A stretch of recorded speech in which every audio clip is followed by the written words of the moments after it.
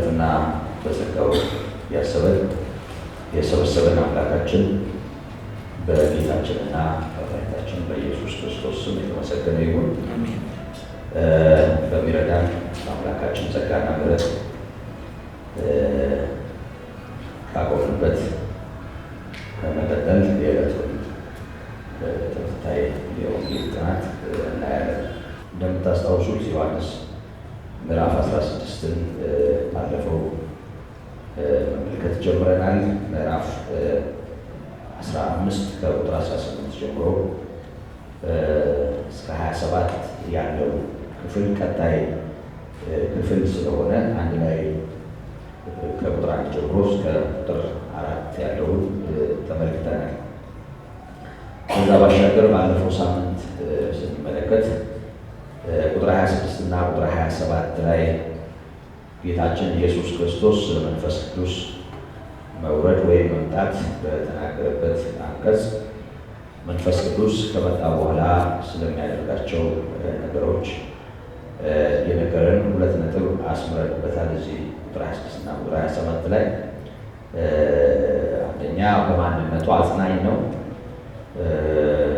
ከአብ የሚወጣ የእውነት መንፈስ በመጣ ጊዜ እርሱ ስለ እኔ ይመሰክራል በማለት መንፈስ ቅዱስ በዚህ አንቀጽ ውስጥ አማንያኑን ወይም ደግሞ ቅዱሳኑን በጌታችን ያመኑትን የሚያጽናና መሆኑን ያ ብቻም ሳይሆን የጌታችን የኢየሱስ ክርስቶስ ምስክር መሆኑን አይተናል። ከዚህ ጋር በተያያዥነት መንፈስ ቅዱስ የቅዱሳን ምስክር የጌታችን የኢየሱስ ክርስቶስ ምስክር ከሚሆንበት ምክንያት አንዱ ያው ለዘላለም ከዘላለም ከወልድ ጋር አብሮ የኖረ መንፈስ ስለሆነ መሆኑን አስምረንበታል።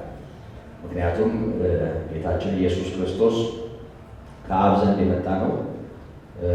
አባቱን በጽድቅና በእውነት መግለጥ የቻለ ነው። ከዚህ የተነሳ አሁን እኛ ያለንበት ሃይማኖት ሐዋርያና ሊቀ ካህናት ሆኗል። ሐዋርያ ከተባለባቸው ምክንያቶች አንዱ አሁን እኔና እናንተ እየሰማነውም እያሰማነውም ያለነው ወንጌል የመጀመሪያው የምስራች አቅራቢ ወይም ደግሞ ተናጋሪ ወይም ደግሞ መጀመሪያው ሰባኪ ራሱ ጌታ ሆኖ መገለጡ ነው። እንደምታስታውሱት በዕብራውያን ምዕራፍ 2 ቁጥር 2 ላይ ይህ በመጀመሪያ በጌታ የተነገረ ነው፣ ከእርሱ የሰሙት ደግሞ ለእኛ አጸኑት ይላል። ስለዚህ የዚህ እውነት የመጀመሪያው አገልጋይ ራሱ ጌታችን ኢየሱስ ክርስቶስ ነው። ጌታችን ኢየሱስ ክርስቶስ ደግሞ አባቱን በማክበርና አባቱን በመግለጥ በምድር ላይ አገልግሏል። ለዚህ ነው ዮሐንስ በወንጌሉ ምዕራፍ 1 ቁጥር 17 ላይ እግዚአብሔርን ያየ አንድስ እንኳ የለም ካለ በኋላ በእቅፉ ያለ አንድ ልጅ እርሱ ተረከው በማለት የተናገረው። ከዛ ባሻገር በዕብራውያን ምዕራፍ 1 ላይ እርሱ የክብሩ መንጸባረቅና የባህሪው ትክክለኛ ምሳሌ ነው በማለት እንደነገረ ጌታችን ኢየሱስ ክርስቶስ የእግዚአብሔር አብ የክብር ነጸብራቅ የባህሪው ትክክለኛ ምሳሌ ነው። ማንም ያላየውን እግዚአብሔርን በሰው ልጆች መካከል በጽድቅ የገለጠ ነው። እርሱ አባቱን ከዘላለም አብሮት የኖረውን አባቱን በምሕረቱ በግልጽ አስታውቋል፣ አስተምሯል። መንፈስ ቅዱስ ከመጣ በኋላ ደግሞ ወልድን ያብራራል፣ ወልድን ያከብራል፣ ወልድን በሰው ልብ ይስላል። ስለዚህ መንፈስ ቅዱስ ዋናው ምስክር ነው። ምክንያቱም ከላይ የሚመጣው እርሱ አጽናኙ ይሄን ይመሰክራል ብሎ ከተናገረ በኋላ እናንተ ደግሞ ከኔ ጋር ስለኖራችሁ ትመሰክራላችሁ ሲል እነሱ ከእሱ ጋር ስለኖሩ ምስክር ናቸው። መንፈስ ቅዱስም ከእርሱ ጋር ከዘላለም ስለነበረ ምስክር ነው። ስለዚህ ጌታ በሚያውቁት የሚወራለት፣ የሚነገርለት፣ የሚመሰከርለት፣ የሚሰበክ፣ የሚከብር ጌታ ነው። ስለዚህ ደቀ መዛሙርቱም እሱን የማገልገላቸው ምክንያት አብረው ስለኖሩ ያዩትንና የሰሙትን የመናገር እድል ስላገኙ ነው። ስለዚህ ይህንን ከመንፈስ ቅዱስ ጋር ተይዞ ከዚህ በፊት ተመልክተናል። እንደምታስታውሱት እስከ ቁጥር 15 አንብቤው ነበር። አሁንም ደግሜ ምዕራፍ 16ን አነባለሁ። እንደዚህ ይላል። ከቁጥር 1 ጀምሮ ነው የማነበው። እንዳትሰናከሉ ይህን ተናግሬያችኋለሁ። ከምኩራባቸው ያወጧችኋል። ከዚህም በላይ ደግሞ የሚገድላችሁ ሁሉ እግዚአብሔርን እንደሚያገለግል የሚመስልበት ጊዜ ይመጣል። ይህንንም የሚያደርጉባችሁ አብንና እኔን ስላላወቁ ነው። ነገር ግን ጊዜው ሲደርስ እኔ እንደነገርኳችሁ ታስቡ ዘንድ ይህን ተናግሬያችኋለሁ። ከእናንተም ጋር ስለነበርኩ በመጀመሪያ ይህን አልነገርኳችሁም። አሁን ግን ወደ ላከኝ እሄዳለሁ፣ ከእናንተም ወዴት ትሄዳለህ ብሎ የሚጠይቀኝ የለም። ነገር ግን ይህን ስለተናገርኋችሁ ሐዘን በልባችሁ ሞልቷል። እኔ ግን እውነት እነግራችኋለሁ፣ እኔ እንዲሄድ ይሻላችኋል። እኔ ባልሄድ አጽናኙ ወደ እናንተ አይመጣም። እኔ ብሄድ ግን እርሱን እልክላችኋለሁ። እርሱም መጥቶ ስለ ኃጢአት፣ ስለ ጽድቅም ስለ ፍርድም ዓለምን ይወቅሳል። ስለ ኃጢአት በእኔ ስለማያምኑ ነው። ስለ ጽድቅም ወደ አብ ስለሚሄድ ከዚህም በኋላ ስለማታዩኝ ነው። ስለ ፍርድም የዚህ ዓለም ገዢ ስለተፈረደበት ነው። የምነግራችሁ ገና ብዙ አለኝ፣ ነገር ግን አሁን ልትሸከሙት አትችሉም። ግን እርሱ የእውነት መንፈስ በመጣ ጊዜ ወደ እውነት ሁሉ ይመራችኋል። የሚሰማውን ሁሉ ይናገራል እንጂ ከራሱ አይነግርምና የሚመጣውንም ይነግራችኋል። እርሱ ያከብረኛል፣ ለእኔ ካለኝ ወስዶ ይነግራችኋልና። ለአብ ያለው ሁሉ የእኔ ነው። ስለዚህ ለእኔ ካለኝ ወስዶ ይነግራችኋል አልኩ ይላል። እንግዲህ የመጀመሪያውን አንቀጽ አይተነዋል። ብዙ ጊዜውን ለመጠቀም እሱ ላይ ጊዜ አልወስድም። የሆነ ሆኖ በዚህ አንቀጽ ጌታችን ኢየሱስ ክርስቶስ ምስክሮች የሚሆኑ ደቀ መዛሙርቱ ምስክሮቹ ሆነው ከመውጣታቸው ጋር ተያይዞ ሊገጥማቸው የሚችለውን ነገር ገምተው ዋጋ ተመነው እንዲወጡ ጌታ በግልጽ እንደነገራቸው ነው የምናየው። ስለዚህ ነገ ሲደርሱበት ይችሉታል፣ ሲጋፈጡት ይለምዱታል ብሎ ጌታ በፊት ለፊታቸው ያለውን መከራ ወይም ፈተና ሲደርሱበት እንዲጋፈጡት ምንም ሳይነግራቸው አላገለገላቸው። ወይም ደግሞ ከፊት ለፊታቸው በስሙ ምክንያት የሚመጣባቸውን ችግር ሳያስታውቅ በስሙ ያገኙትን ምሕረትና ይቅርታ ወይም ከፍታና ሞገስ ብቻ አስታውሶ በዛ ደስታና ሐሴት ውስጥ ሆነው ወዳልጠበቁት ፈተና እንዲሄዱ አላደረገም። ጌታችን እውነት ነው፣ የእውነት አስተማሪ ነው። እውነት የሆነው ጌታችን ኢየሱስ ክርስቶስ እውነቱን በማስታወቅና በመግለጥ ደቀ መዛሙርቱን እንዳዘጋጃቸው ነው የምናየው። ስለዚህ በወንጌል ምክንያት የሚደርሰውን መከራ በተመለከተ እናንተን የሚገድሉ ሰዎች እግዚአብሔርን እንደሚያገለግሉ የሚመስልበት ጊዜ ይመጣል እና አሁን ይሄን የምነግራችሁ እንዳትሰናከሉ ነው፣ ጊዜው ሲደርስ እንዳትደነግጡ ነው በማለት መናገሩን እናያለን። እንግዲህ ይህን ክፍል ስናይ እንደተመለከትነው በወንጌል ምክንያት የሚመጣ መከራ ይቻለም ክፉ ስለሆነች ሰይጣንን ክርስቶስን ስለሚቃወመው የእግዚአብሔርን ጥበቃ የእግዚአብሔርን ከለላ አልፎ የሰይጣን ክንድ በርትቶ ሳይሆን ጌታችን ኢየሱስ ክርስቶስ በምድር ላይ እሱ ባለፈበት መንገድ እንድናልፍ ሊፈቅድ ይችላል። ይህም መስተዋል መቻል አለብን። ጳውሎስ በፊልጵስዩስ ምዕራፍ 1 ቁጥር 28 ላይ በደንብ አበክሮ እንደነገረን በተቃዋሚዎች ከቶ አትደንግጡ ካለ በኋላ ይህ ለእናንተ ይመዳል፣ ለእነርሱ ግን የጥፋት ምልክት ነው።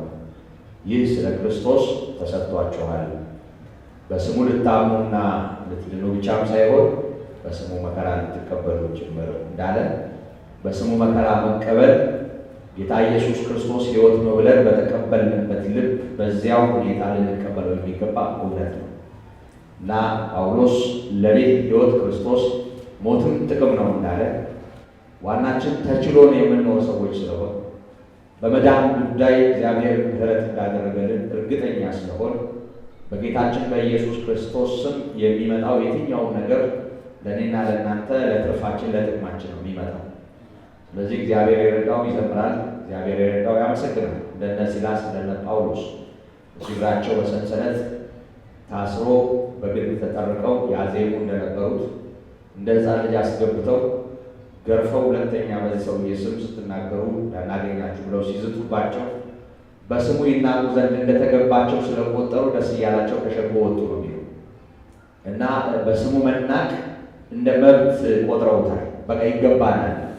በስሙ የሚደርሰው የትኛውም ነቀፌታ የትኛውም መከራ ለእኛ የተገባ ነው ብለው ተቀብለዋል። እና አንዳንድ ጊዜ መልካም ሰው ሳይበደል ቢቀር ደስ ይለናል። ለእሱ አይገባም፣ እንደው ለእሱ እንኳ እንዲህ አይሆንም፣ ለእሱ እንኳ እንደው ይባላል። እና ለማን የሆነ መከራ የሚገባው? ለአመፀኛው፣ ለተንኮለኛው እሱማ ይደርስበታል። በምልአት ነው የሚደርስበት፣ ይጠበቃል። ምንም ችግር የለውም። እግዚአብሔርን በጽድቅ መከተል ያቃተው በተለይ በክርስቶስ ያላመነው ያው ይደርስበታል። ዞሮ ዞሮ ከመከራ ያመልጥ እና የጌታ የሆነው ግን በዚች ምድር ስፍራችን ጌታ የነበረው ቦታ እንደሆነ ሁሌ መዘጋት የለብንም። ስለዚህ በዛው መጠን በተወደደበት ተወደን፣ በተከበረበት ተከብረን፣ ለጌታ ጥሩ ልብ ያላቸው ሰዎች ለእኛም ጥሩ ልብ ኖሯቸው እንደ አንድ አባት ልጆች በፍቅር ተቀባብለን እንኖራለን። ስለዚህ ጌታን የሚወዱ ሰዎች ይውደዱ፣ ጌታን የሚያከብሩ ያክብሩ። ጌታን በልባቸው ያነገሱ ሰዎች ለጌታ ባለ ፍቅር ለእኛም ፍቅር ይኑራቸው፣ እርስ በርስ ፍቅር ይኖረን። ጤናማ ነው። ግን ያላመነ ሰው፣ ወንጌል ያልገባው ሰው፣ በጨለማው ስልጣን ስር ያለ ሰው እንደውም አጨብጫቢ ከሆነ የእኛ ደጋፊ ከሆነ ነው የሚያስፈራው። ስለዚህ ከእንዲህ አይነቱ ሰው ነቀፌታ ይጠበቃል። ይሄ የማንጠብቀው እንዳይሆን መጠንቀቅ አለብን። ጌታ ቀድሞ ነው የተናገረው። ይህንን አሁንም ደግሜ አሰምርበታለሁ። የማንጠብቀው እንዳይሆን መጠንቀቅ አለብን። የቤተሰብ ግንባር የሚረብሻቸው፣ የጎረቤት የትዳር አጋር ቁጣ የሚያስደነግጣቸው፣ ማህበራዊ ዋስትናን ማጣታቸው፣ እድርተኛው ቁርተኛ በእነሱ ላይ ማደሙ የሚረብሻቸው እስቲ ጊዜው እስኪያልፍ ብለው ያለፉ በጣም ብዙ ሰዎች አሉ እና እግዚአብሔር ደግሞ በእውነት ርካሽ አይደለም የሰጠን ሕይወት ክብር አለው። ለዚህ የከበረ እውነት እንዲህ ልፍስፍስ ባለ ሕሊና ለሰው ፊት አድልተን፣ ለእድርተኛ ለቁርተኛ አድልተን፣ እንደው ለኃላፊዎቹ ምንም ሊያደርጉ ለሚችሉ ሰዎች አድልተን በጭራሽ የማንናገርለት አይደለም። ይሄ በደንብ ነው መስተዋል ያለበት። ስለዚህ በወዶ ዋጋ ለገዛ ለጌታችን ክብር ይሁን። እግዚአብሔር በሚሰጠን ጸጋ በእውነት እንድናገለግለው ደግሞ በስሙ የሚመጣብንን የትኛውን ነገር በምስጋና የምንቀበል ሰዎች እንድንሆን የጌታ ጸጋ ይብዛልን። ግልጽ ነው። ይሄ የወንጌሉ ክፍል ነው። ከመዳን ጋር ተያይዞ ታውቃላችሁ አንዳንድ አስተምህሮዎች ጨርሶ በቃ የዳነ ሰው ምንም ችግር በቃ ምንም በሕይወቱ ፈተናም ሰልፍም ሞትም እንደማያገኘው ዝም ብሎ ብቻ መጽሐፍ ቅዱሳዊ ባልሆነ ተስፋ የሰዎችን ልብ ወይም እንደው ልብ ባልሆነ ሁኔታ በተቃኘ ትምህርት የሰዎችን ልብ የማጋጋል እና ያመነው ምንም በቃ መከራም ችግርም ፈተናም እንዳይደርስበት ድልና ከጌታ ጋር የተያዘው በረከት ብቻ እንዲያስብ የሚቃኝበት ዘመን ነው ይሄ እና እያንዳንዱ ሰው ጌታ ኢየሱስን ከተቀበልኩ ወደሱ ከመጣሁ በኋላ ፊቴ ወደሱ ካዞርኩ በኋላ እንደው በቃ ይሄን አደረገልኝ፣ ይሄን ሰራልኝ፣ እንዲወጣ እንዲገባ የሚለውን ነው አሁን ሁሉም ሲያስተጋባ የምናየው። ስለዚህ ኢየሱስ ክርስቶስ በምድር ላይ በቃ ኑሮ ሆኗል፣ ትዳር ሆኗል፣ እንጀራ ሆኗል፣ ዳቦ ሆኗል፣ የስራ ዕድል ሆኗል፣ ቪዛ ሆኗል አይደል? በቃ እንደ ትልቅ ነገር የሚነገረውም ደግሞ እሱ እና በፊት እንደዚህ ነበር። ልክ እሱ ጋር ከተስማማው በኋላ በቃ መኪናዎቼ ተራቡ፣ ቡቲኬም በቃ አንድ ወደ ሁለት ሄደ እና ድሮ እንደዚህ በጣም ቸገር ነበር፣ ሰርቼ ማይሳካልኝ ነበር። በቃ አሁን ደግሞ እንደተሳካልኝ ምስክርነት ሁሉ እንደሱ ሆኖ እና የእግዚአብሔር ልጅ ሕይወቱን ሰጥቶ ሕይወት አካፍሎ ተስፋችን ሰማያዊ ሆኖ የማያምን ሰው እንኳን ሊኖረው በሚችል መኪናና ቤት የእግዚአብሔር ልጅ ደም መለካቱን ያሳዝናል። እኔ ጌታ እንደሚያኖር እያመንኩ ነው ይህን የምነግራችሁ፣ እንደሚያኖር እያመንኩ ነው ይህን የምነግራችሁ። ጌታ በኑሮ ውስጥ በሕይወታችን ውስጥ የዕለት እንጀራ እንደሚሰጥም አምናለሁ። ያንን ሲያደርግ ያለው ግን እሱ ወንጌል አለ፣ እሱ አይሰጥም። ያለ ጌታም ይኖራል፣ ያለ ጌታም ይበላል አይደል? አይበላል። ባለዛሮች ምን የመሳሰለ ነገር አላቸው ጠንቋዮቹ። በመሐላ በዓለም ደረጃ ትልልቆቹ ዘፋኞች ነፍሴን ለሰይጣን ሸጫለሁ ሲሉ የምናያቸው ሰዎች ለእነሱ የሚነዱትን መኪና እኮ እኛ ባይናችን አላየንም እና የሚኖሩትን ነገር እና የእነሱ ክብር የእነሱ ከፍታ ያን ያህል ልቆ የምናይ እነዚህ ሰዎች በእግዚአብሔር ኃይልና በእግዚአብሔር ታምነው ያገኙት በረከት ነው ያ አይደለም፣ የምናውቀው እያየን ነው። እና ወገኖቼ አመፀኞች የማይቀዳጁት፣ ተንኮለኞች የማይቀዳጁት በእግዚአብሔር ልጅ በኢየሱስ ክርስቶስ ደም የተገኘ የከበረ ነገር አለ። ጌታ ኢየሱስ ክርስቶስ በአባቴ ቤት ብዙ መኖሪያ አለ፣ እኔ ባለሁበት እንድትኖሩ ተመልሼ እመጣለሁ ብሎናል። ስለዚህ ለማያልፈው ርስት ለማይጠፋው መንግስት እንደ ምሕረቱ መጠን ዳግመኛ ወልዶናል። ይሄ ጌታ የሰጠን ሕይወቱን ነው። ተስፋ የምናደርገው ሕይወትን ነው የከበረውን። ከዛ ባሻገር ደግሞ እንደ ባለአእምሮ እናስባለን፣ በጌታ ታምነን እንሰራለን፣ እንጸልያለን፣ የዕለት እንጀራ እንጸልያለን። እግዚአብሔር ለማንም ባደረገው ነገር ለእኛ አያጎድለን። የእኛ አባት አዕዋፋትን ይመግባል፣ የማይዘሩትን የማያጭዱትን ደግሞ ታጭዶ በእሳት የሚቃጠለው ጋራውን ስጋጃ በሚመስል አበባም ያስጌጣል። ሰሎሞን እንኳ ከእነዚህ እንዳንዱ በዚያ ሁሉ ክብሩ አልለበሰም እንደተባለለት በጣም በሚያልፍ የዓለም መልክ ላይ እንኳ የጌታን አሻራ እናያለን። እግዚአብሔር የኛ አባት፣ እኛን የወለደ አባት፣ የሜዳ አህያው፣ የእንስሳው፣ የአራዊቱ ሁሉ መጋቢ ነው። ስለዚህ እሱ በኃጥእም በጻድቅም ላይ ዝናብን ያዘንባል። በዚህ ዓለም እንጀራ ለሁሉ ቸርነት አለ። ስለዚህ ለሁሉ ባደረገው ነገር ከመገረም በሚያደርገው ነገር ከመገረም በክርስቶስ ያደረገልን ነገር መረዳት በጣም ትልቅ ነገር ነው እና ወንጌሉ ተጋዶ እንደው በምድር ላይ በረከትና ምድራዊ ስኬት ብቻ ሆኖ ወደ አይቋችን እንዳይመጣ መጠንቀቅ ይኖርብናል። የጌታ ጸጋ በነገር ሁሉ ይደግፈን። ስለዚህ እነዚህ እውነቶች እውነት ናቸው ማለት ነው። የተናገረው ጌታ ዮሐንስ ሲመስለው እንጂ የኢየሱስ ክርስቶስ ወንጌል ነው። ይሄ ጌታ ባስተማረው ትምህርት ውስጥ የማይካድ በደቀ መዛሙርቱ ሕይወት እንደሚደርስ ቀድሞ የተናገረውና የደረሰ እና በታሪክም እንደምናየው ከደቀ መዛሙርቱ አንዱም አርጅቶ በመልካም ሽምግልና እንደው እድሜ ጠግቦ እንጀራ በልቶ እንዳለፈ ምንም ታሪክ እነሱ አይነግረን። ግን በጣም የእምነት አርበኞች ነበሩ፣ ጀግኖች ነበሩ። ጌታን አክብረውታል። ታስረውም እየዘመሩ እየተገረፉም እያከበሩት፣ ግን በጽድቅ ይኸው እኛ ጋር እንዲደርስ ወንጌሉን አገልግለው አንቀላፍተዋል። እና በእውነት ጌታ የተናገረው እውነት ነው። ይሄ መስተዋል መቻል አለበት።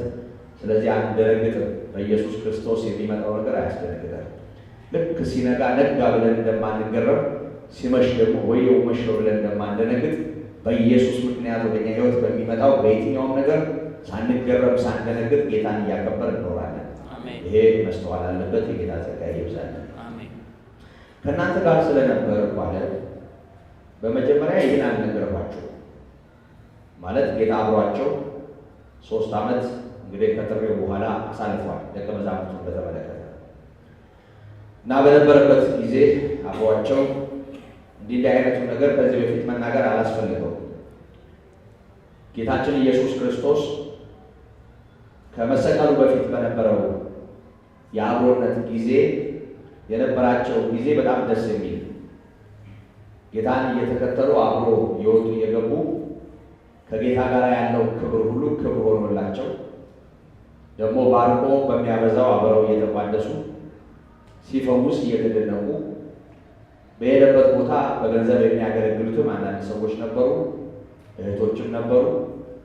ስለዚህ ከደቀ መዛሙርቱ ጋር ጌታችን ኢየሱስ ክርስቶስ ይንቀሳቀስ ነበር እና አብሮ ያሳለፈው ጊዜ በጣም ደስተኛ የሚያደርግ ነው። ደቀ መዛሙርቱ ግን ጀመር የምታዘቀዝቅ የሚያሰለችበት ጊዜም አለ። ጌታ ወደ መከራ ተላልፎ የሚሰጥበትና ብዙዎች እሱን ጥለው የሚሄዱበት ጊዜ በፊት ለፊታቸው አለ።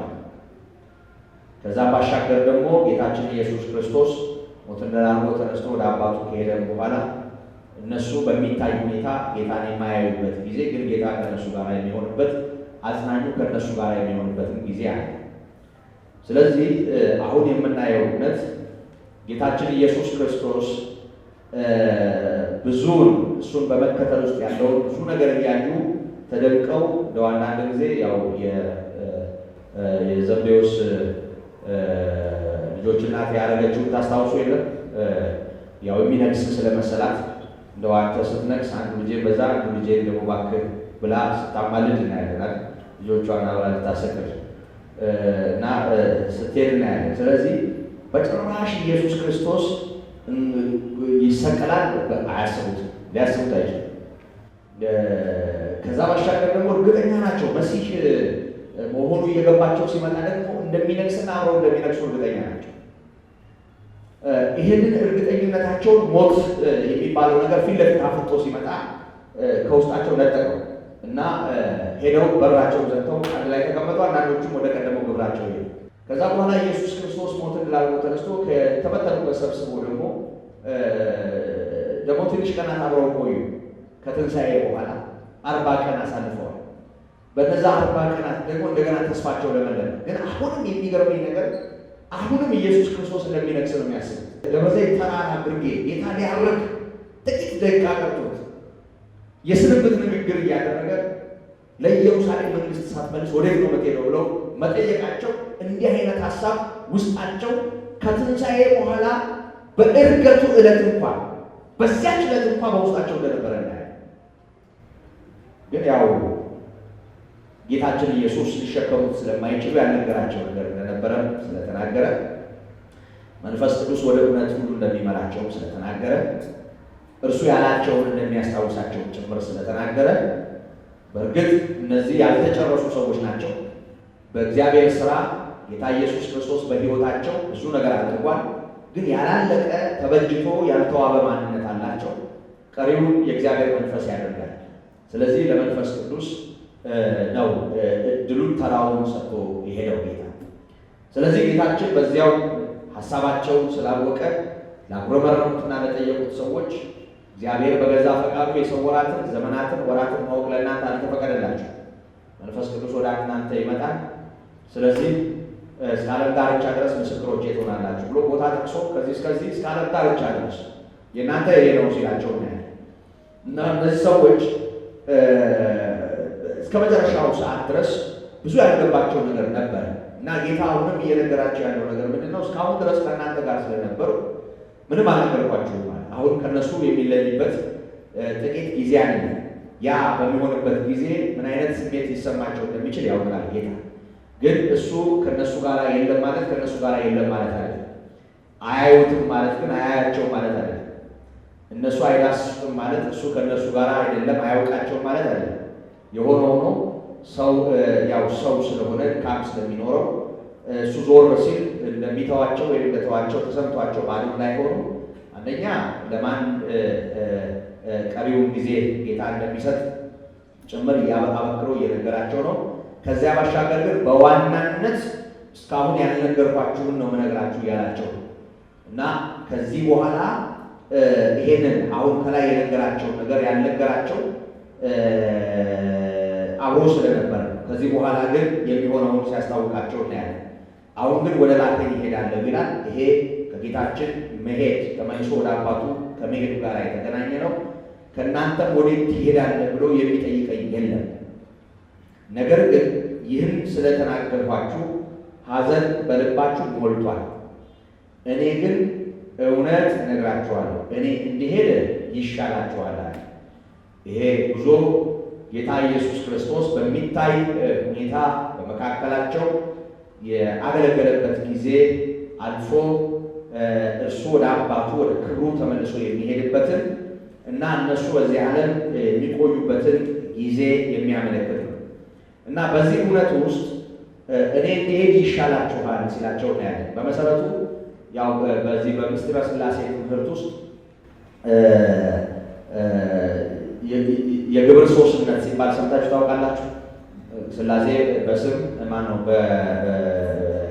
በስም በአካል በግብር ሦስት በመለኮት በባህሪ በአገዛዝ አንድ ሲባል ሰምታችሁ ታውቃላችሁ። አንዳንድ ጊዜ ደበላልቀን ልናየው እንችላለን። ይኸውላችሁ የተሰቀለው ጌታ ኢየሱስ ነው። ጌታ ኢየሱስ ማለት እግዚአብሔር ወልድ ነው። ጌታ ኢየሱስ ማለት አካላዊ ቃል ነው። ጌታ ኢየሱስ ማለት በሥጋ የተገለጠው አምላክ ነው። መንፈስ ቅዱስ ሦስተኛው አካል ወይም የሕያው እግዚአብሔር መንፈስ የሆነው መንፈስ ቅዱስ ነው። እግዚአብሔር አብ ደግሞ የጌታችን የኢየሱስ ክርስቶስ አባት ነው። ጌታ ኢየሱስ ክርስቶስ ወደዚህ ዓለም የመጣው በወልድነቱ በእግዚአብሔር ልጅነቱ ታዞ የአባቱን ፈቃድ በማድረግ በሚታይ ሁኔታ እግዚአብሔር ለሰዎች ያዘጋጀውን መዳን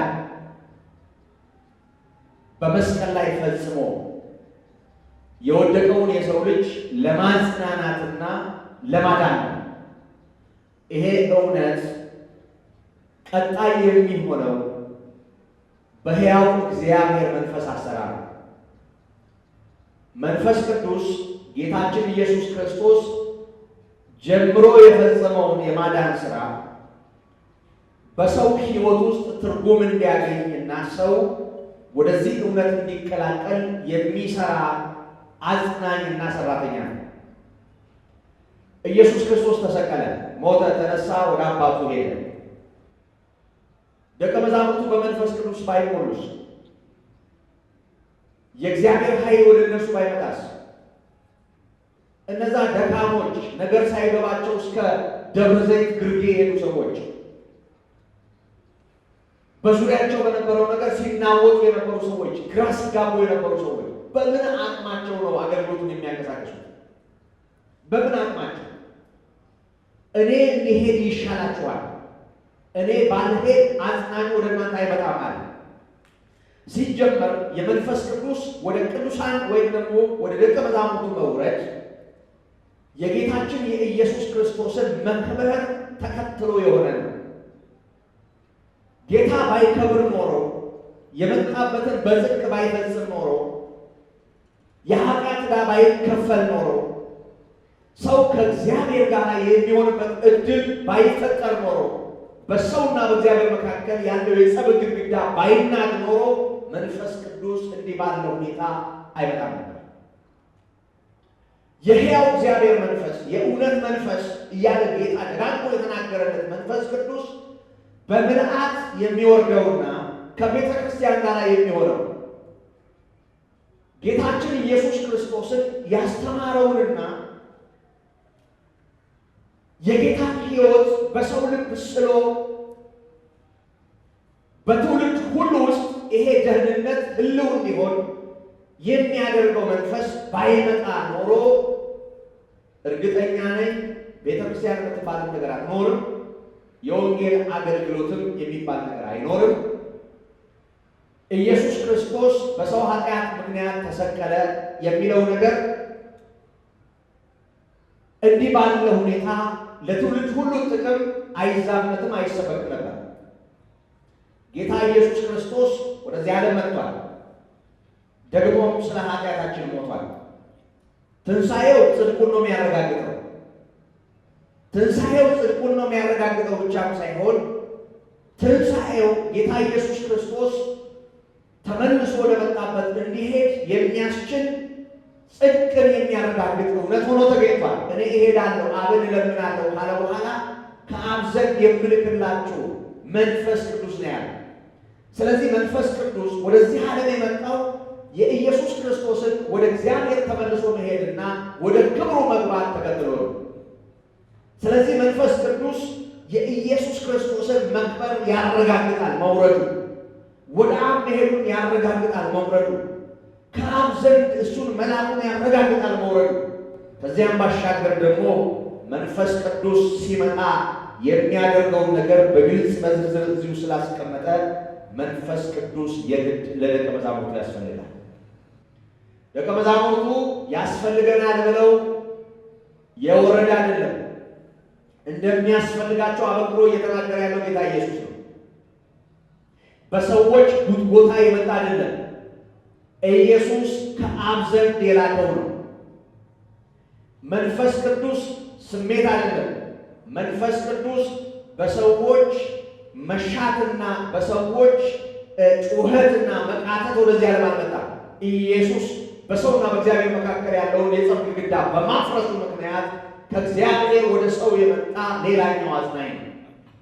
ስለዚህ አማኑኤል የሚለውን እውነትም የሚያረጋግጥ ነው። ኢየሱስ ቤተልሔም ተወልዷል። ከዚያ ባሻገር መንፈስ ቅዱስ ደግሞ በደቀ መዛሙርቱ ላይ ወርዷል። እግዚአብሔር ከኛ ጋር ሆኗል። በምልአት ነው ከኛ ጋር የሆነው። ስለዚህ የሕያው እግዚአብሔር መንፈስ ያስፈልጋል፣ የግድ ነው። እኔ ባልሄድ ግን እርሱ አይመጣም። ስለዚህ እኔ መሄድ አለብኝ ሲል እናያለን። እኔ እንዲሄድ ይሻላችኋል ሲል እናያለን። እኔ እንዲሄድ ይሻላችኋል ሲል እናያለን። እኔ ባልሄድ አጽናኙ ወደ እናንተ አይመጣም። ስለዚህ አጽናኙ ወደዚህ ዓለም የላከው ማን ነው? ጌታ ኢየሱስ ወደ አባቱ መሄዱ ነው። እኔ ብሄድ ግን እርሱን እልክላችኋለሁ። እርሱም መጥቶ ስለ ኃጢአት፣ ስለ ጽድቅ፣ ስለ ፍርድም ዓለምን ይወቅሳል። ስለ ኃጢአት በእኔ ስለማያምኑ ነው። ስለ ጽድቅም ወደ አብ ስለሚሄድ ከዚህም በኋላ ስለማያዩ ነው። ስለ ፍርድም የዚህ ዓለም ገዢ ስለተፈረደበት ነው ይላል። መንፈስ ቅዱስ ከመጣ በኋላ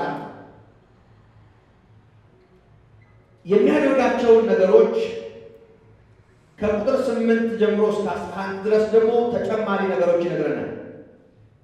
ስለ ኃጢአት፣ ስለ ጽድቅና ስለ ፍርድ ዓለምን ይወቅሳል ነው የሚለው።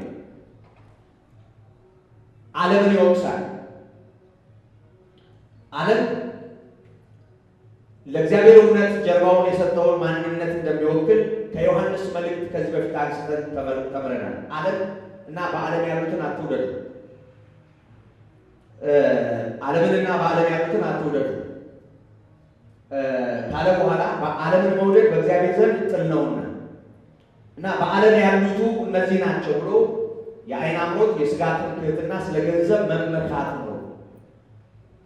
እንዲህ አይነት ነገር ያለው የአባት ፍቅር በውስጡ የለም ይላል እና ዓለም ብሎ ሲናገር ይሄ የወደቀው የሰው ልጅ በተጣለውና በወደቀው መንፈስ ቁጥጥር ስር ሆኖ የሚኖርበትን የተበላሸ እግዚአብሔርን የሚቃወመውን የዓለም ሲስተም ጠቅላላ የሚወክል ነው።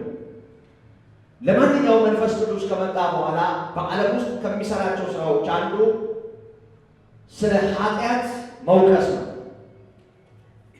በንግግር ውስጥ እንደምንረዳው ዓለም ይወቀሳል በኃጢአት ምክንያት።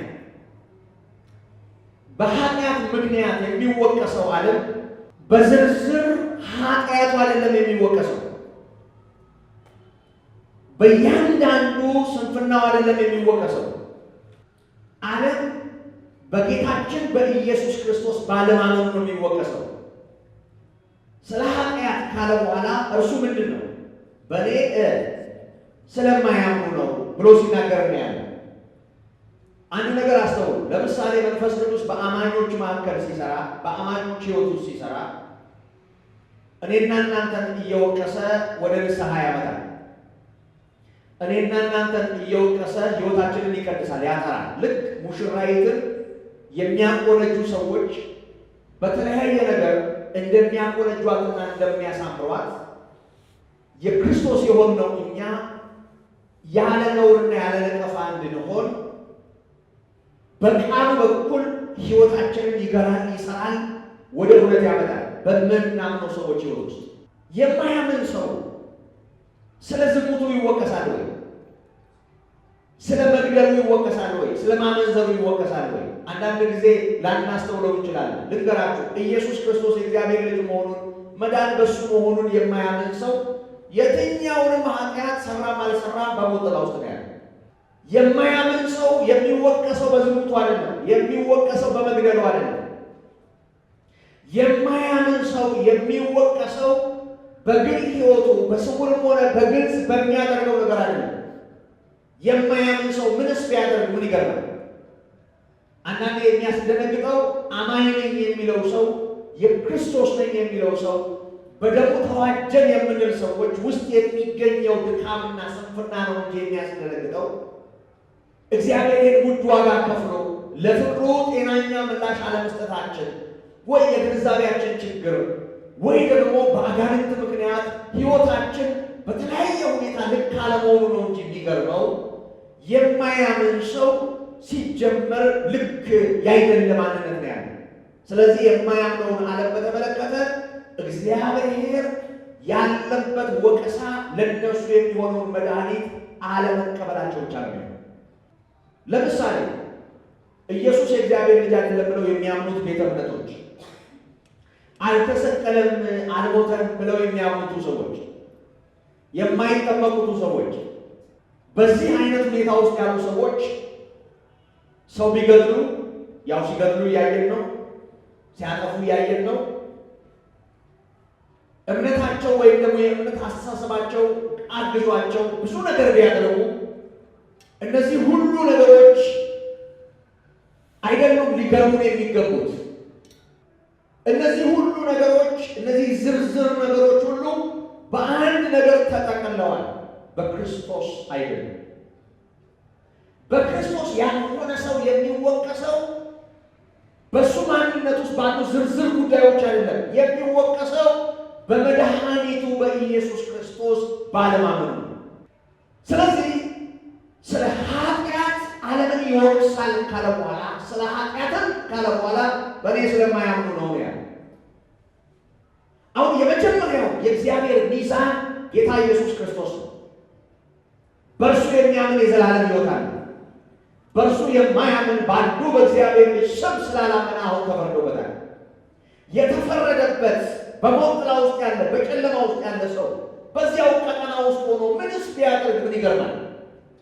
ክርስቶስ የሌለው ሰው ጠንቋይ ቤት ቢሄድ፣ ክርስቶስ የሌለው ሰው ከደብተራ ጋር ቃል ኪዳን ቢገባ፣ ክርስቶስ የሌለው ሰው ቢያመነዝር፣ ክርስቶስ የሌለው ሰው እንደፈለገው አይነት ጨለማ ውስጥ ቢሆን ለምን ይገርማል?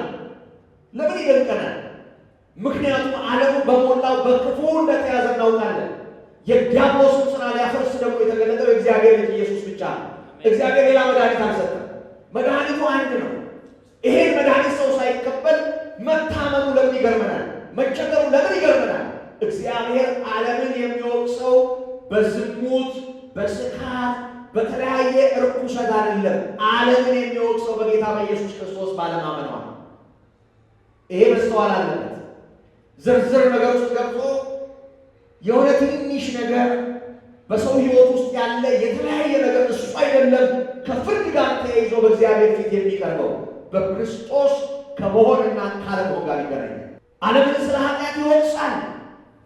እግዚአብሔር መድኃኒት ለሰው ልጆች አዘጋጅቷል። በዳንኤል ሱባኤ ውስጥ በዳንኤል ጸሎት ውስጥ በጣም የሚገርመኝ ነገር ላስታውሳችሁ። ምዕራፍ 9 ላይ ዳንኤል በእግዚአብሔር ፊት እንዴት ዓመት መስንሶ ማቅ ለብሶ ያለቅስና ይጸልይ እንደነበረ ተጽፏል። የጸሎት ርዕስ ያደረጋቸው ሁለት ነገሮች እናስተውላለን እዛው ክፍል። የመጀመሪያው እኛ ሁላችንም እኛና አባቶቻችን በድለናል። የመጀመሪያው በደል እኛም አባቶቻችንን በድለናል። ሁለተኛው በደል ግን ስለ ኃጢአታችን የላካቸውን ነቢያቶችን ገድለናል። ስለዚህ የእኛንና የአባቶቻችንን ኃጢአት ይቅር በለን። ምን ማለት ነው? በሌላ ቋንቋ በቁሙ ድካም አለባቸው፣ በድለዋል፣ እግዚአብሔርን አሳዝነዋል። ደግሞ ንስሐ እንዲገቡና ከበደላቸው እንዲጠሩ የላካቸው አገልጋዮች ነበሩ። እነሱን ባለመቀበልና በመጋፋት ጭምር ኖረዋል። ስለዚህ የመጀመሪያው ኃጢአታቸው ነው። ሁለተኛው ኃጢአት ለኃጢአታቸው መፍትሄ ያደረገውን አለመቀበላቸው። አሁንም በዓለም ውስጥ የመጀመሪያው ኃጢአት ሰው ሁሉ ኃጢአትን ሰርቷል፣ የእግዚአብሔር ክብር ጎድሎታል። ይሄ ሁሉንም ነው የሚመለከተው። ግሪካዊ የለ፣ አይሁዳዊ የለ፣ ሴት የለ፣ ወንድ የለ። በአንዱ አዳም ውድቀት ምክንያት ሞት ወደ ዓለም ገብቷል። ሞት ኃጢአትን ተከትሎ ነው የገባው። ሮሜ 5:12 ላይ ይሄን እውነት ነው ቅዱስ ጳውሎስ በውል የሚነግረን። ስለዚህ ኃጢአትን በተመለከተ ሰው ሁሉ ኃጢአተኛ ነው፣ ሰው ሁሉ በደለኛ ነው። ስለዚህ እግዚአብሔር ዓለምን በኃጢአት ጉዳይ ሲወቅስ በመፍትሄው ጉዳይ ነው የሚወቅሰው። ኢየሱስ ክርስቶስን ባለመቀበሏ ነው የምትወቀሰው። እግዚአብሔር ከኃጢአታችን እንዲያድነን በኃጢአት ምክንያት ከሚመጣው ፍርድም ጭምር እንዲያድነን አንድያ ልጁን ስለላከ። ስለዚህ ዓለምን ይወቅሳል ስለ ኃጢአት። የትኛው ነው የዓለም ኃጢአት? የዓለም ኃጢአት ዝሙት አይደለም። የዓለም ኃጢአት መግደል አይደለም። የዓለም ኃጢአት ማመንዘር አይደለም። የዓለም ኃጢአት ይውላል። ይሄ በዓለም ውስጥ ያለ ማት ነገር እሱ አይደለም ትልቋ ችግሯ። ከዚያ ችግር የሚያወጣ መድኃኒት እግዚአብሔር አዘጋጅቷል። ከሁሉ እስራት የሚፈታ እሱን አለመቀበሏ ነው ሞት። ስለዚህ በሰው ልጅ ሕይወት ውስጥ ትልቁ ኃጢአትና ትልቁ ርኩሰት ከነዚህ ሁሉ የሚበልጠው ርኩሰት ጌታን አለመቀበል ነው ወይም መቃወም። ከዝሙት ይበልጣል፣ ከግብረ ሰዶማዊነት ይበልጣል፣ ከሌብነት ይበልጣል፣ የሰው ደም ከማፍሰስ ይበልጣል፣ ሰው ከመግደል ይበልጣል። ምክንያቱም የገደሉ በደም የተጨመላለቁ በክርስቶስ ድነዋል። በተለያየ አይነት ርኩሰት ውስጥ ያለፉ ሰዎች በክርስቶስ ድነዋል። እንደነ ሳውል አይነቶቹ፣ እንደነ መግደላዊት ማርያም አይነቶቹ፣ እንደነ ማቴዎስ ቀራጮቹ በተለያየ አይነት ርኩሰት ውስጥ ያለፉ ሰዎች ሞት እንዳያገኛቸው ጌታ ኢየሱስ ክርስቶስ የማምለጥ አለት ሆኖላቸው ድነዋል። ክርስቶስን የማይቀበል ሰው ያላመነ ሰው ግን አይደለም። በአንዱ በእግዚአብሔር ልጅ ስም ስላላመነ አሁን ተፈርዶበታል። ስለዚህ ክርስቶስን በማያውቅ ሰው ሕይወት ውስጥ የምናየው ልዩ ልዩ ስህተት እሷን ሊገርመን የሚገባው እሱ ሊገርመን አይገባም። እግዚአብሔርም ቢሆን በደህንነት ጉዳይ ሚዛን ያደረገው ልጁን ነው። ስለዚህ ክርስቶስን ባለመቀበላቸው ነው ልንገረም የሚገባው። መድኃኒቱ በሕይወታቸው ስፍራ ባለማግኘቱ ነው ልንደነቅ የሚገባው። በጣም ይገርመኛል። ክርስቶስን የሚገፋው፣ ክርስቶስን የሚበድለው፣ ክርስቶስን የሚቃወመው እልም ያለ ጨለማ ውስጥ ያለ ማንነት መሆኑ በጣም ሊገርመው ይገርማል። ሰካራም፣ ነውረኛ፣ አመንዝራው፣ ሱሰኛው፣ ሃይማኖተኛው፣ በተለያየ አይነት ችግር ውስጥ ያለው መድኃኒት ሲገፋ፣ መፍትሄን ሲገፋ፣ ያው እግዚአብሔር ያዘጋጀው መፍትሄ፣ ይህ በጣም አደገኛ ጥፋት ነው። ስለዚህ እግዚአብሔር ስጦታውን ባለመቀበሉ በዚህ ዓለም ያለውን ይፈርድበታል እንጂ ዝርዝር ነገሩ እሱ ካመነው ጋር ነው የሚገናኝ። ጌታ በሕዝቡ ይፈርድ የለም፣ በራሱ ሕዝብ መካከል ይቆም የለም፣ ለእያንዳንዱ እንደ ሥራው ይሰጥ የለም። ከደህንነት ቀጥሎ የዘላለም ሕይወት ከማግኘት ቀጥሎ እግዚአብሔር እንደ አባት በመካከላችን እኮ በጽድቅ ይቆማል። ጎሽ የሚልበት ጊዜ እንኳን በክብር የሚሸልምበት ጊዜ አለ። ከደህንነት ቀጥሎ ነው እሱ። በክርስቶስ ደም ከቁጣው ከማምለጥ ቀጥሎ ነው የሚሆነው እሱ። ስለዚህ ዓለም ውስጥ ያለው ጥፋትና ውድቀት በጌታ በኢየሱስ አለማመን እና ስለ ኃጢአት ይወቅሳል ካለ በኋላ ስለ ኃጢአት፣ ስለ ጽድቅ፣ ስለ ፍርድ ይልና ሲያብራራ ራሱ ጌታችን ስለ ኃጢአት በእኔ ስለማያምን። ስለዚህ የማያምን ሰው ኃጢአት ምንድን ነው ማለት ነው? ጥንቆላ ነው። የማያምን ሰው ኃጢአት ምንድን ነው? ዝሙት ነው። የማያምን ሰው ኃጢአት ምንድን ነው? አመንዝራነት ነው፣ ሐሜት ነው። የማያምን ሰው ኃጢአት ምንድን ነው? የማያምን ሰው ኃጢአት ክርስቶስን አለማመን። ስለዚህ ያላመነውን ዓለም በተመለከተ በክርስቶስ ስለማያምኑ ነው መንፈስ ቅዱስ የሚወቅሳቸው።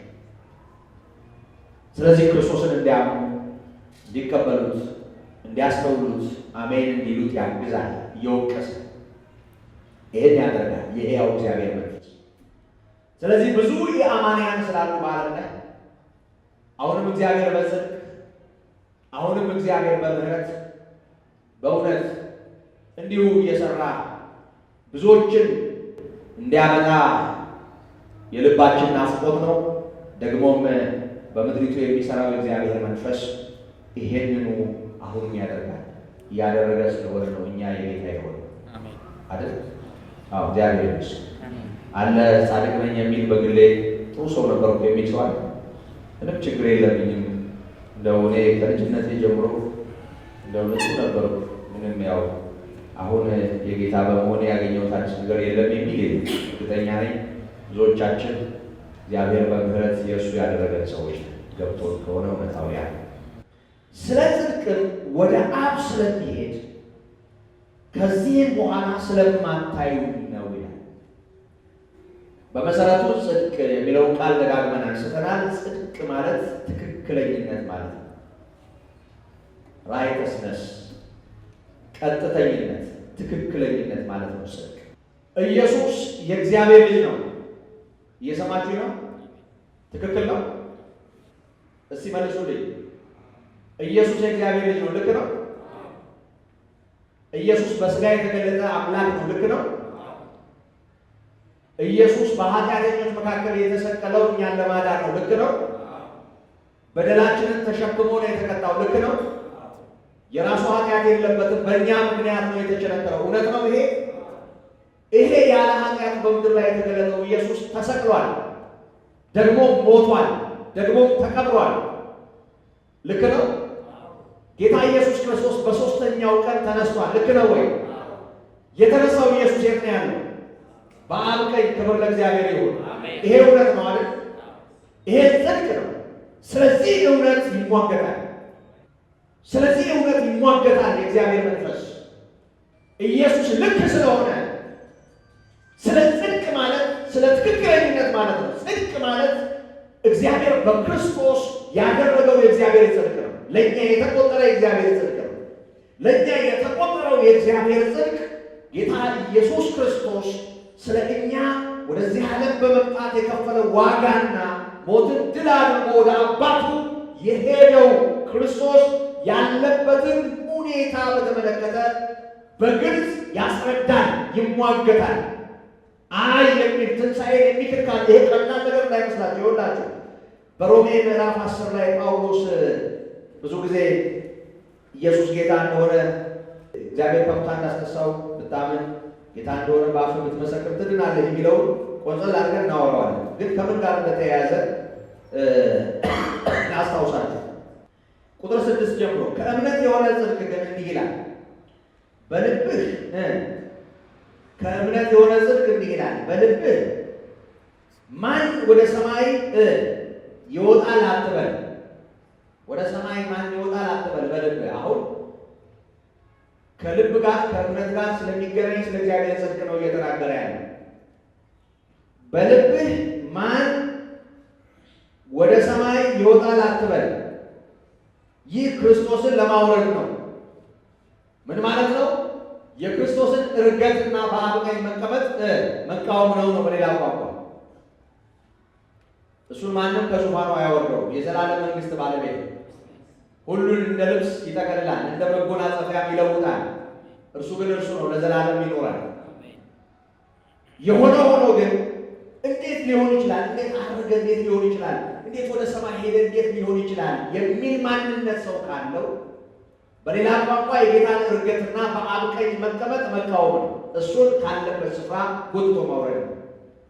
ምን ማለት ነው? በሌላ ቋንቋ ታወርደዋለህ ማለት ሳይሆን በአንተ ሕሊና ስለወረደ፣ በአንተ ልብ ስለወረደ፣ በአንተ ልብ ስፍራ ስላጣ እሱን ተቃውመዋል ማለት ነው። ያ ደግሞ ሞት ነው። ከእምነት ስለሚሆን ጽድቅ ማለት ትክክለኝነት ነው። ስለ ጽድቅ ነው ሰው እንዲማመን ያለበት። ስለ ጽድቅ እንዲህ ሲያምን ጌታችን ኢየሱስ ክርስቶስ ሞትን ድል አድርጓል፣ በአብ ቀኝ ነው ያለው። ይሄ ጽድቅ ነው፣ ይሄ ትክክለኝነት ነው። ይሄን መቃወም ግን ጌታን ማውረድ ወይም እርገቱን መቃወም ነው። በልብህ ወደ ጥልቁ ማን ይወርዳል አትበል። ይህ ክርስቶስን ከሙታን ለማውጣት ነው አለ። ወደ ጥልቁ ማን ሊወርድ ይችላል? ከጥልቁስ ማን ሊወጣ ይችላል? እንዲህ የምታስብ ከሆነ ስለ ኃጢአት ሞቶ ድል ያደረገው ኢየሱስ ክርስቶስን ትንሣኤ መካድ ነው። ይሄንን መቃወም ነው። ነገር ግን ምን ይላል? በአፍህም በልብህም ሆኖ ቀርቦልሃል፣ ይህም የምንሰብከው የእምነት ቃል ነው ይላል። ኢየሱስ ጌታ እንደሆነ በአፍህ ብትመሰክር እግዚአብሔርም ከሙታን እንዳስነሳው በልብህ ብታምን ትድናለህና ሰው በልቡ አምኖ ይጸድቃልና በአፉ መስክሮ ይድናል። እግዚአብሔር ይመስገን። ስለዚህ ይህ የደህንነት እውነት ነው። ጌታችን ኢየሱስ ክርስቶስ ከሙታን ተነስቷል። ይሄንን በልባችን እናምናለን። እግዚአብሔር አስነስቶታል። ይሄንን እናምናለን። ደግሞ ኢየሱስ ጌታ ነው። ይሄንን እንመሰክራለን። ክብር ለእግዚአብሔር ይሁን። እስኪ ሁላችንም በአንድ ቃል ኢየሱስ ጌታ ነው ማለት ኢየሱስ ጌታ ነው። ኢየሱስ ጌታ ነው። ኢየሱስ ጌታ ነው። ኢየሱስ ጌታ ነው። ክብር ለእግዚአብሔር ይሁን። አሜን። እግዚአብሔር ከሙታን እንዳስነሳው በልባችን እናምናለን። ጌታ እንደሆነ እንመሰክራለን። ይሄ ደግሞ የደህንነት እውነት ነው። ይህ የምንሰብከው የእምነት ቃል ነው። ሰው በልቡ አምኖ ይጸድቃልና በአፉ መስክሮ ይድናል። መጽሐፍ በእርሱ የሚያምን ሁሉ አያፍርም ይላልና በአይሁዳዊና በግሪክ ሰው መካከል ልዩነት የለምና አንዱ ጌታ የሁሉ ጌታ ነውና ለሚጠሩትም ሁሉ ባለጠጋ ነው። የጌታን ስም የሚጠራ ሁሉ ይድናል። ክብር ለእግዚአብሔር አሜን። ስለዚህ እንደ ቀላል ነገር የምናወራው የደህንነት እውነት ነው ማለት ነው። እንደ ቀላል ነገር የምንለው ነገር ፋሽን ሆኖ እንደው የሆነ በቃ የሆነ ሰው ለማበሳጨት ማለት ነው። አንዳንዱ ሰው ለማስቆጣት ነው ኢየሱስ ጌታ ነው የሚለው። ኢየሱስ ጌታ ነው በእልህ ጥርስ ነክሶ ሰው ለማናደድ አይደለም። ለእኛ ከእምነት የሆነ የደህንነት ቃል ነው። እግዚአብሔር ይመስገን። ደግሞ ስለ ጌታችን ስለ ኢየሱስ ክርስቶስ ትንሣኤ መመስከራችንም ጭምር ነው። ይሄ ትልቅ እውነት ነው። እግዚአብሔር ከሞት ወደ ሕይወት ሰዎችን ያሻገረበት እውነት ነው። ስለ ጽድቅ ብሎ ሲናገር ወደ አብ ስለመሄድ ከዚህም በኋላ ስለማታዩ ነው። እኔ ወደ አብ እሄዳለሁ፣ ከዚህ በኋላ አታዩኝ፣ ግን እውነት ነኝ፣ ግን ሕይወት ነኝ፣ ግን መንገድ ነኝ። ስለዚህ ይሄ ጽድቅ ነው፣ ይሄ እውነት ነው። ስለዚህ እውነት ማን ዓለም ይወቅሳል? የእግዚአብሔር መንፈስ። እግዚአብሔር ይመስገን። የእግዚአብሔር መንፈስ ይሄንን ያደርጋል። ክብር ለአምላካችን ነው። በሕይወቴ አንድ የማረሳው ነገር ልንገራችሁ። አንድ አጋጣሚ እስራኤል ሀገር በሄድንበት ወቅት ልንመጣ ስንል እዛ የተጓዙ ሰዎችን ሰብሰብ አድርገው ያው የጉዞ አስተባባሪው አካል ማለት ነው አዳራሽ አለ፣ ግብዣ አለ እና ወደዚህ ሊመጣ ሲል ወደ ኢትዮጵያ ከመሳፈር በፊት አንድ ቀን ሊቀደም ብሎ ብቻ ፕሮግራም ተይዞ የአገልግሎት ነበረ ትዝ ይለኛል። እና ቱር ጋይዳችን በግማሽ ጎኗ ፍልስጤማዊ ናት፣ ግማሽ ጎኗ ጁ ናት፣ አይሁዳዊ ናት። ባልና ሚስት ሆነው እነሱ ናቸው እዛ ሆነው ሲያንቀሳቅሱ የነበሩት እና እኔ አገለግል ነበር። ያውም አንድ ጳጳስም ነበሩ አብረው፣ ሌላም አገልጋይ ነበር። እነሱ እንዲያገለግሉ ጽኑ ፍላጎት ኖሮኝ ተገፍቼም ነው ወደ አገልግሎት የወጣሁት እና ትዝ ይለኛል። በጣም አረሳው። ከ20 ደቂቃ በላይ አለ ግን አገለግል በጣም ማላውቀው አይነት የእግዚአብሔር ኃይል እና የእግዚአብሔር ጸጋ እንደነበር አስታውሳለሁ። እና ልክ አገልግሎቱን ጨርሼ ስወርድ ያቺ ፍልስጤማዊ ሴት ሮጣ መጣች። በጣም ቢያቅፋ ሰላም አለች። እኔ ቋንቋውን አልሰማሁትም፣ ግን ኢየሱስ ክርስቶስ ሕያው ሆኖ ተሰማኝ አለች። እና እስክሪብቶ ሰልማኝ እሷን ባሏም አብረውኝ ፎቶ ተነስተው እስክመጣ ድረስ ኢቫንጀሊስት ሀይ ትለኝ ነበር እና ስሜም እንደዛ ሆኖ ነበር በእሷ ምክንያት። ምንም እንግዲህ አማርኛ ነው የሰበኩት። እንዴት ፊል እንዳደረገችው አላውቅም። ፍልስጤማዊ እንደሆነች ግማሽ ጎኗ ጁድ እንደሆነ ያው መጀመሪያ ስታስተዋውቅ ነግራናለች። ክርስቲያን እንዳልሆነ ነው የማውቀው እና ምን እንዳልክ ጆሮ ያልሰማሁትም፣ ግን ኢየሱስን ፊል አደረኩት። ሕያውነቱ ተሰማኝ ብላ በጣም በቃ የሆነ ነገር ሲሰማት አስታውሳለሁ። አረሳው ነበር ያናጋታ እና መንፈስ ቅዱስ አሁንም ይወቅሳል፣ ሰዎችን አሁንም ያገኛል፣ አሁንም ይሰራል የእግዚአብሔር መንፈስ እና ኢየሱስ ልክ መሆኑን ያረጋግጣል፣ እውነተኛ መሆኑን ያረጋግጣል። ክርስቶስ ሕያው ነው፣ ተነስቷል፣ በአብ ቀኝ ነው ያለው፣ አታዩኝም ማለት ስለ ጽድቅ ማለት ወደ አብ ስለሚሄድ ስለማታዩ፣ ስለዚህ ዓለም ይወቅሳል። እንግዲህ ዝም ብላችሁ አስቡ። እኛ ያለነው አሁን እዚህ ነው። ከ2000 ዘመን በኋላ ኢየሱስ ክርስቶስ ከተሰቀለበት፣ ከተገደለበት፣ ከተነሳበት ምድር ራቅ ብለን እዚህ ነን ያለነው። እኔ ግን ኢትዮጵያ ውስጥ እንደምኖር እዚህ እንዳለሁ እንዳላየሁት እድሉን እንዳላገኘው አይሰማኝ። ኢየሱስ ክርስቶስን በተመለከተ በእውነት ያየሁት ነው የሚመስለኝ። በህልሜ ያላየሁትም ግን ያየሁት ነው የሚመስለኝ። በልቤ ጌታ አለሱ እግዚአብሔር ይመስገን። ይሰማችኋል? ክርስቶስ ለእናንተ እንደሱ ይሰማችኋል? ሕያው ነው የእግዚአብሔር ልጅ። አዎ ሕያው ነው የእግዚአብሔር ልጅ። እንደሱ ከተሰማችሁ መንፈስ ቅዱስ ነው ያንን እያደረገ ያለ። የሰው አይምሮ በጭራሽ አይችልም። ትንሣኤን የሚያህል ነገር አይናቸው እያየ እኮ እንዴት መቸገራቸው ከዚህ በፊት አላወራ። እኔ በጣም ይገርመኛል። ክርስቶስን ወንጀለኛ አድርገው መግደላቸው በቃ እሱን ተውት። ኢየሱስ ክርስቶስ ከተገደለ በኋላ እንኳን ረፍታቸው አይናቸው እያየ ተገድሎ ሲቀበል ያ አሳች በሶስተኛው ቀን እነሳለሁ ብሎ ሲናገር ተደምጧል። እና አሁን ደቀ መዛሙርቱ መጥተው ሬሳውን ሰርቀው ደግሞ ተነሳ ብለው ሀገር እንዳይበጠብጡ እባክህ ዘበኛ አቁምልን አሉ። እና የራሳቸው ጠባቂ አላቸው፣ ሂዱና የራሳቸው ጠባቂ አድርጉ አላቸው። እና መጡ። በደንብ ሊጠብቁ የሚችሉ ሰዎችን አስጠንቅቀው አዘዟቸው። ግን ሴቶቹ ድንጋይ ሲገጠም አይተው የሄዱት እንደ ባህላቸው በሶስተኛው ቀን ሽቱ ምናምን ይዘው የመጡት ድንጋዩን ማን ያንከባልል ይሆን እያሉ ሲገጠም ያዩት ድንጋይ ከሴት አቅም በላይ ስለሆነ የተወቀረ ትልቅ አለት ነው አንከባለው አቁመው የገጠሙበት። ያንን ማንሳት እንደማይችሉ ተሰምቷቸው ግን ማን ያንከባላል ብለው የመጡት ሴቶች ማንደው የመጡት ሰዎች እዛ ስፍራ ሲደርሱ ድንጋዩ ተንከባሎ ድንጋዩ ላይ እግዚአብሔር መልአክ ቆሟል። አካባቢው በብርሃን ተውጧል። ፊሊት እንደተነፋበት ቢቢ ወድቀዋል። እነዛ ደግሞ ዙሪያው ተፍገምገሙ ትልልቆቹ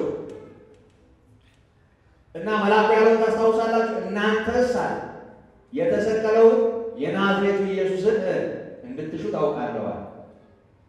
እና ጌታን በእውነት ፈልገው እዛ ስፍራ ያሉ ሰዎች ቆመው ይሄንን ድንቅ ነገር እያዩ ነው። ጠባቂዎቹ ግን ተፈለጋግለው ወጥተዋል። እሱም አይደለም የሚገርም። እስቲ ገደሉት፣ ደግሞ ቀበሩት፣ ደግሞ ወጠምሻ ኖሩ። ይሄንን አለፈና የእግዚአብሔር ልጅ ምድሪቱን ከደነ። ከሞት በላይ ሆኖ ታየ። አሁን እዚህ ቦታ መሸነፍ አይገባም። በቃ ምንችለውን አድርገናል። ይሄ ከኛ በላይ ነው። ይሄ ከሰማይ ነው። በቃ አፈር እንቀመጥ። በጣም የሚገርመኝ እንደሆነ ታውቃላችሁ? ገንዘብ አምጥተው ለጠባቂዎቹ ሰጥቷቸው ማቴዎስ 28 በግልጽ ይናገራል።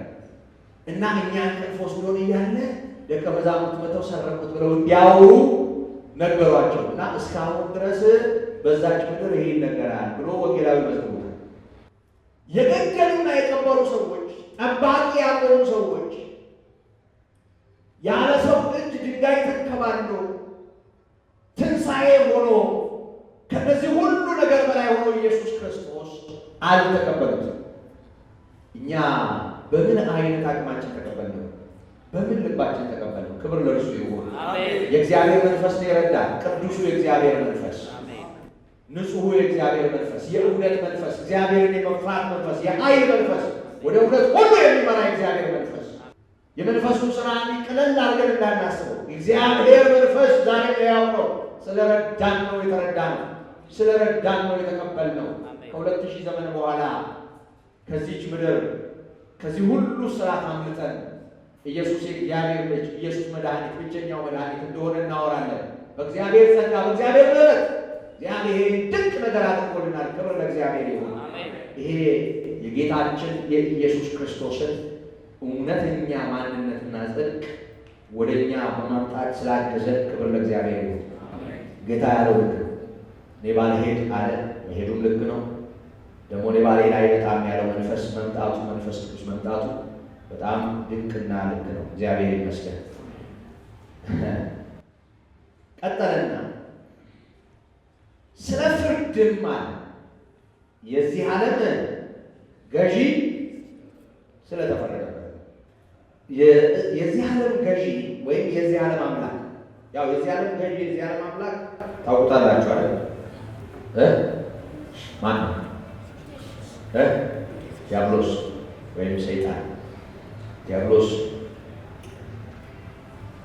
ግሪካዊ ስሙ ነው። ሰይጣን ዕብራይስጥ ነው። ሁለቱም ትርጉሙ ያው አሳች፣ ተቃዋሚ ማለት ነው። የአዲስ ኪዳን መጽሐፍት በግሪክ ስለተጻፉ አዲስ ኪዳን ላይ ነው ዲያብሎስ የሚለውን ቃል የምንሰማው ወይም ደግሞ የምናነበው። ለማንኛውም የዚህ ዓለም አምላክ ከእግዚአብሔር ጋር ያለው ግንኙነት ተቋርጦ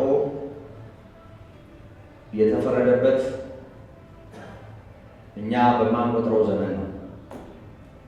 እሱ ቀድሞም የተፈረደበት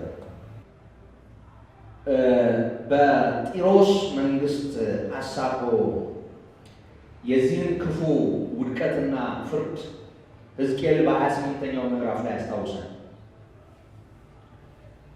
አንተ ልትጋርድ የተቀባህ ኪሩብ ነበርክ ይለዋል። የከበሮና የሚልታም ሥራ በአንተ ዘንድ ነበር ይለዋል። ውድቀት እስከ ተገኘብህ ጊዜ ድረስ ፍጹም ነበርክ ይለዋል።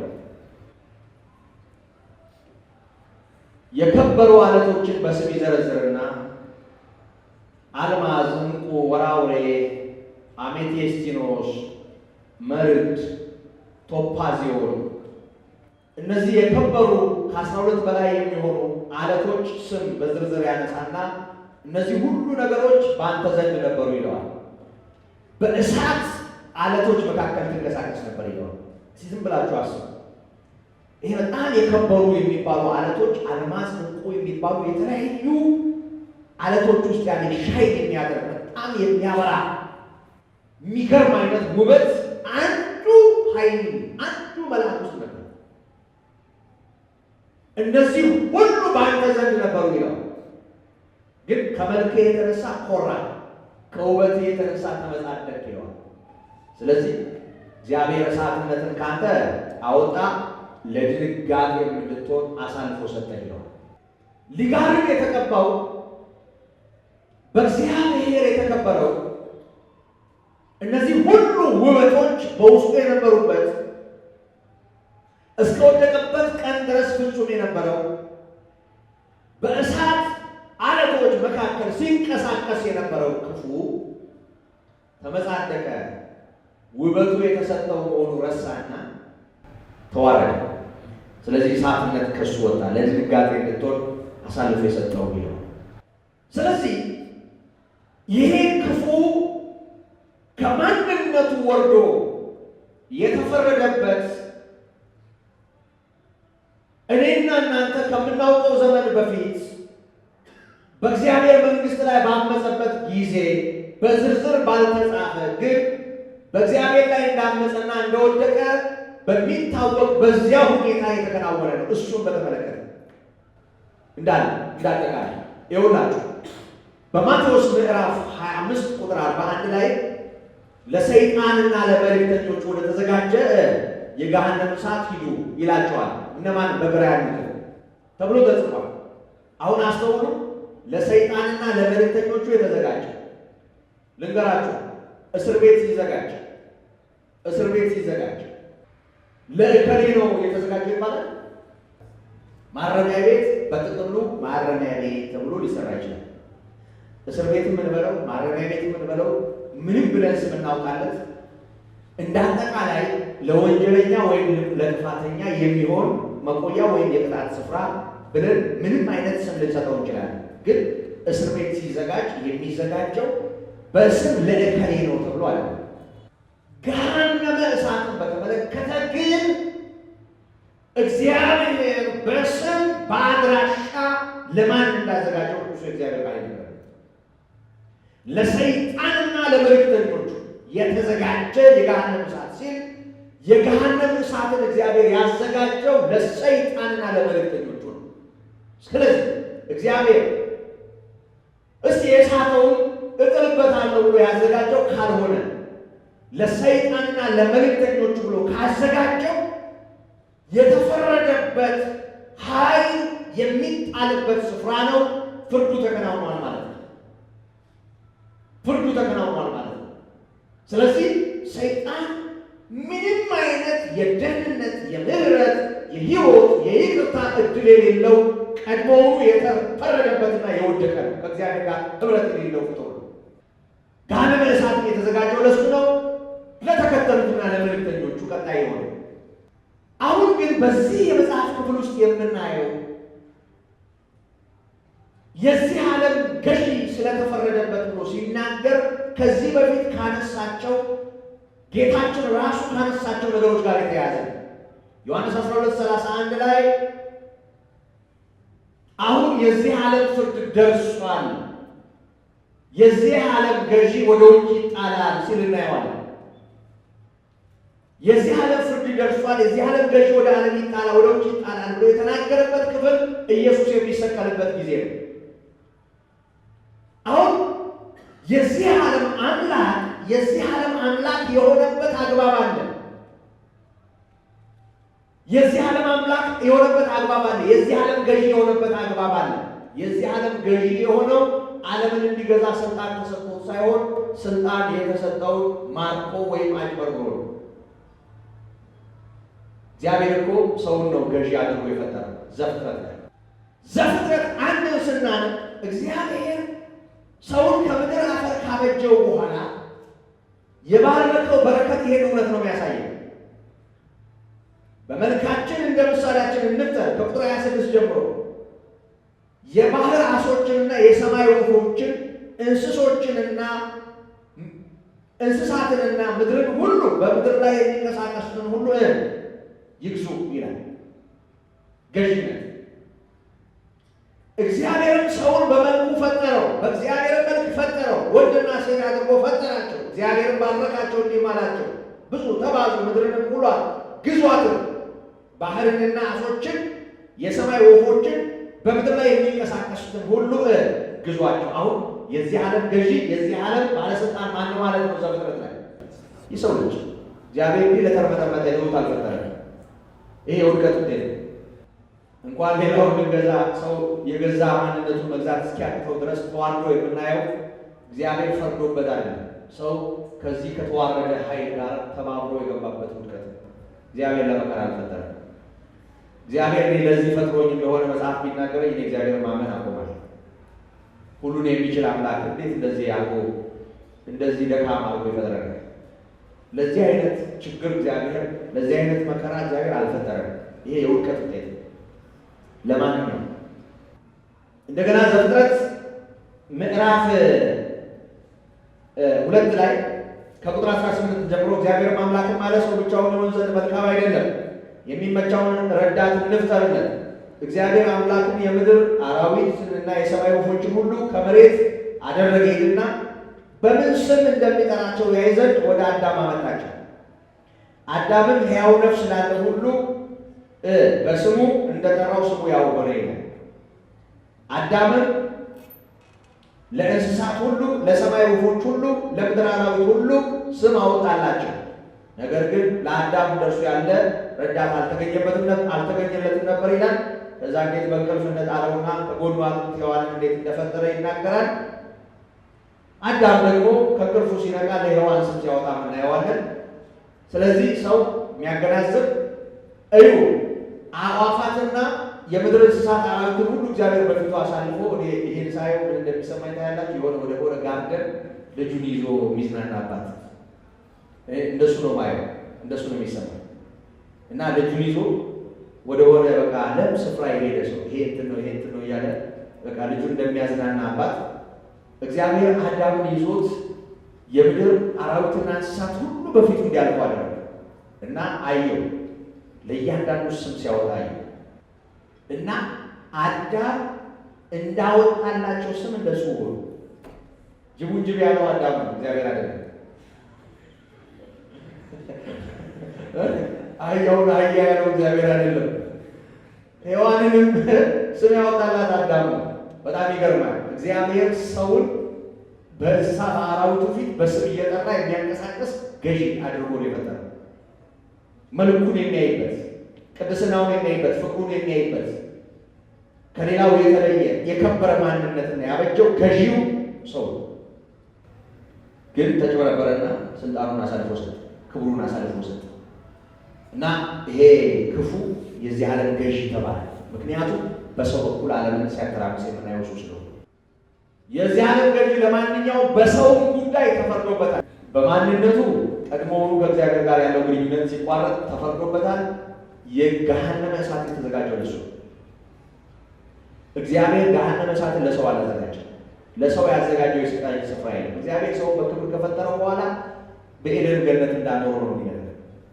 እግዚአብሔር ለሰው ያለው ነገር ይሄ አሁንም ራእይ ላይ ተጽፏል። ለኔና ለእናንተ ያለው ነገር ምን እንደሆነ እንዴት ውብ ተስፋ እንዳለን ዮሐንስ ራእይ ላይ በግልጽ ተቀምጦልናል። እግዚአብሔር ለመከራ አልፈጠረንም። እግዚአብሔር አሁን ለምናየው የምድሪቱ ብዙ ዝባዝንኬ መጀመሪያ አላወጀን። ይሄ የውድቀት ውጤት ነው። ይሄ ክፉ ኃይል ወደኛ ሕይወት ይዞት የመጣው መርገም ነው። እግዚአብሔር ይመስገን ጌታ ኢየሱስ ክርስቶስ አሸንፎታል። ስለዚህ የከበረ ተስፋ አለን። በተባረከው ተስፋችን በጌታ በኢየሱስ ክርስቶስ በኩል በማንነቱ የተፈረደበት ክፉ በእኛ ጉዳይ ጭምር ልቅናውን አጥቷል። እኛ የክርስቶስ በመሆናችን እኛን አይገዛም። እኛን የሚገዛ ጌታ ነው ኢየሱስ። የኔና የናንተ ልዑል ነው። የሚገዛው ሊገዛ ይችላል። የሚያስተዳድረው ሊያስተዳድር ይችላል። አስቀድሞ እንደ በጎች ትቅበዘበዙ ነበር አለ ጴጥሮስ። አሁን ግን ወደ ነፍሳችሁ ጠባቂና እረኛ ተመልሳችኋል ይላል። እግዚአብሔር ይመስገን። ወደ ነፍሳችን ጠባቂና እረኛ ተመልሰናል። እኛ የጌታ ነን። በእኛ ሕይወት ጌታ የሆነው ልዑል የሆነው አስተዳዳሪ የሆነው እሱ ነው። ዛሬ በሕያው መንፈሱ በኩል ይመራናል፣ ያስተዳድረናል፣ ያኖረናል። ክብርና ምስጋና ለስሙ ይሁን።